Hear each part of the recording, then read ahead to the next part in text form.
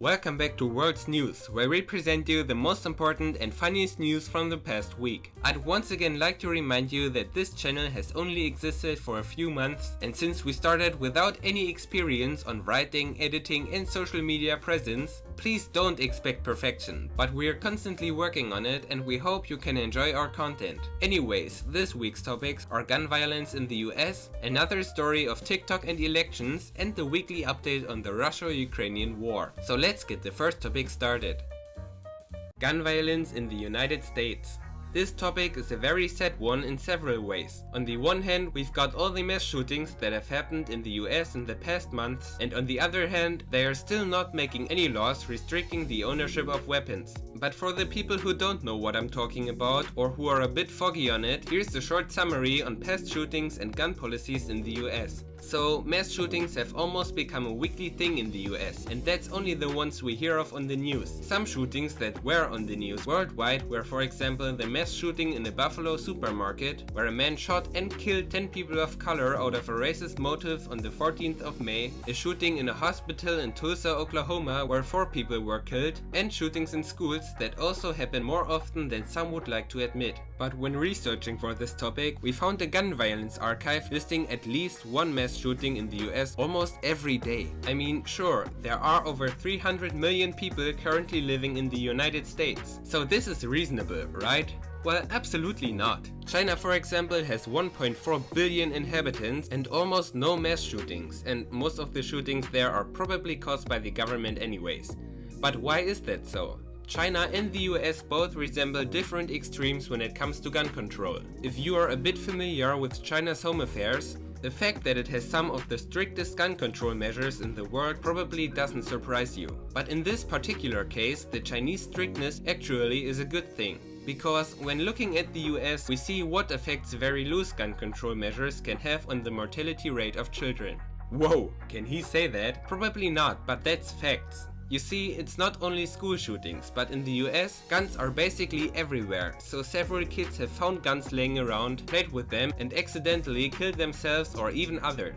And that's just not okay. Apart from that, many adults can't be left alone with weapons either, as we can see on the news every week. Now, I've lost my focus a bit, but I hope I could clarify my point of view on gun safety and gun control measures. Moving on to the history of guns, why are there gun safety measures that loose?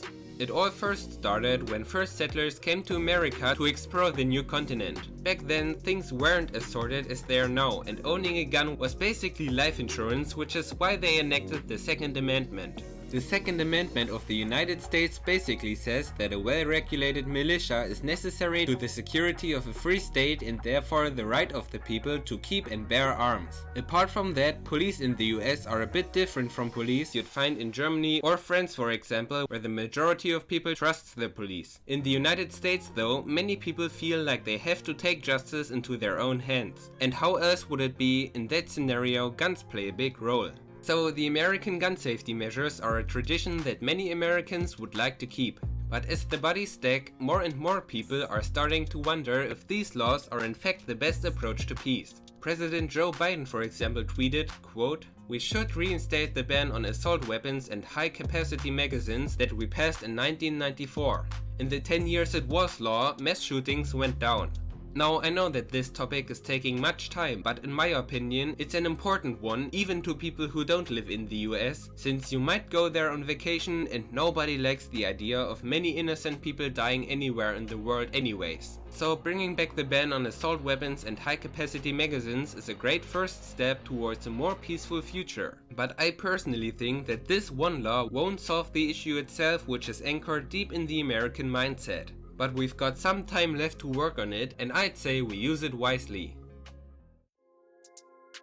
Another story of TikTok and elections. This really is getting out of hand. We talked about the presidential race in Colombia and that the presidential candidates there used TikTok to address the Colombian youth in one of our last videos. Now, TikTok users in Kenya, Africa are being shown videos that spread false information and incite violence ahead of the country's general election. The general election in Kenya will take place in August, and the country doesn't exactly have a great electoral history. Following disputed elections in late 2007, around 1,200 people were killed and even more people fled their homes.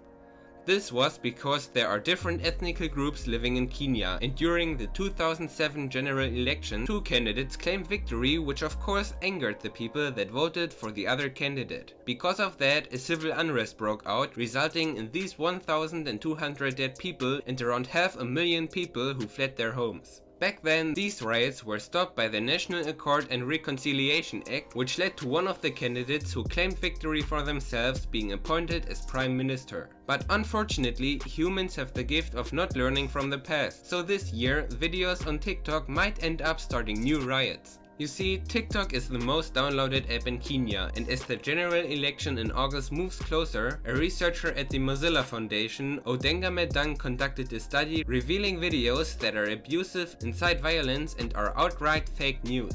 These videos include a fake television news bulletin and a fake documentary. Unfortunately, the platform failed to flag and moderate content on the election, let alone this content, which even violates the platform's own policies by spreading fake news and inciting violence. So we'll see how this year's general election in Kenya will turn out, but hopefully this time no people die or have to flee their homes, and maybe TikTok will get its priorities straight.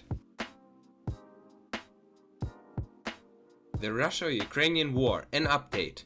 But Kenya isn't the only country where power games are played. The Russian President Vladimir Putin now compared himself to Peter the Great, who was a Russian Tsar in the 18th century from 1682 to 1725. But why would he do that? Under the reign of Peter the Great, Russia was modernized and grew into a European superpower. He partly achieved that status by capturing ports of Azov and the Baltic Sea through a number of successful wars, thus laying the groundwork for the Imperial Russian Navy. So, when comparing himself to Peter the Great, Putin glorified his war and made the strongest acknowledgement yet that this war is a land grab. Now we remind ourselves of the reasons Putin initially gave for the invasion. He wanted to demilitarize and to denazify Ukraine and its population. I mean, he wasn't believed from the beginning anyways, but that's the most acknowledgement from his side that this war isn't what he says. Apart from that, Russia is continuously destroying agricultural commodities terminals such as the one in the Black Sea port of Mykolaiv.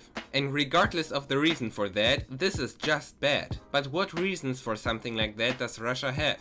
There are multiple. For what we know, Russia could just be destroying Ukrainian food supplies to really weaken Ukraine's military and population, therefore minimizing Ukrainian resistance. But since these terminals were located at a port, it seems more likely that these agricultural products were meant to be shipped to other places in Europe to be sold there. This way, Ukraine could still play an active role in the world trade and constantly make money to finance the war and the following recovery from the war. So Russia could have also wanted to damage the Ukrainian economy. A third reason would be driving the cost of living crisis to a point where many countries need to import grains and other agricultural products from Russia in order to feed their population. So as you can see, these actions carry multiple advantages for Russia, and in theory this is a good war strategy. But from a world political standpoint, this only makes Russia's situation worse. So apparently, Russia continues driving itself further and further down, so even if they won the war, which is very unlikely by the way, their economy would probably be too damaged to gain as much power back as they lost during this war. You see, to put their losses in perspective, let's have a look at this graphic that the Kyiv Independent, a Ukrainian newspaper, published a few days ago, and the link to which can be found in the description.